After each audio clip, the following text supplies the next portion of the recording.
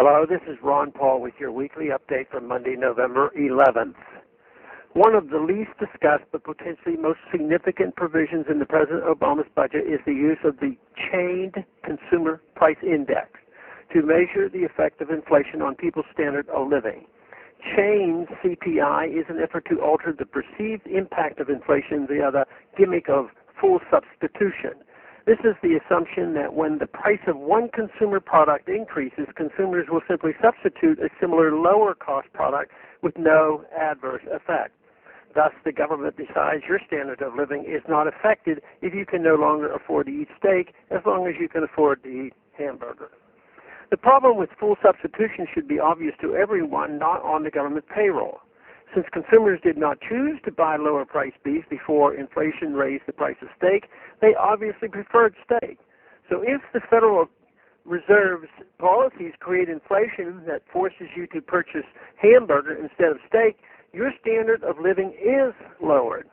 CPI already uses this sort of substitution to mask the cost of inflation, but the chained CPI uses those substitutions more frequently, thereby lowering the reported rate of inflation. Supporters of chained CPI also argue that the government should take into account technology and other advances that enhance the quality of products we buy. By this theory, increasing prices signal an increase in our standard of living. While it is certainly true that advances in technology improve our standard of living, it is also true that left undisturbed market processes tend to lower the prices of goods. Remember the mobile phones from the 1980s?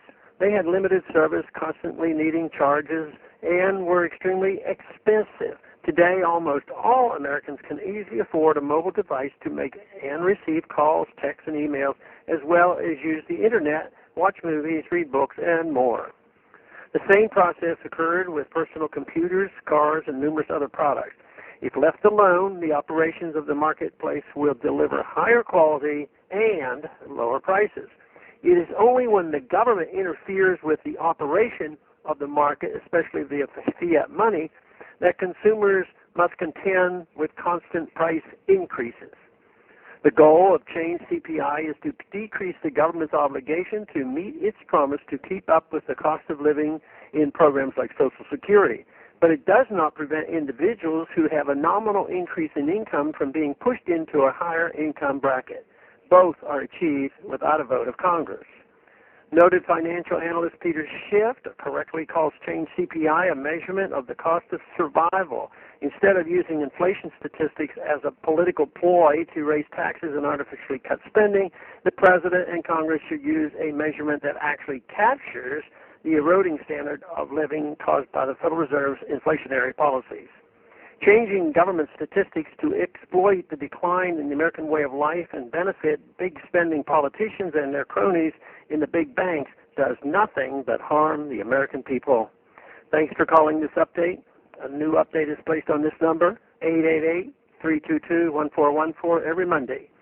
The written text can be found on my free foundation website at www.the-free-foundation.org and on my Facebook page.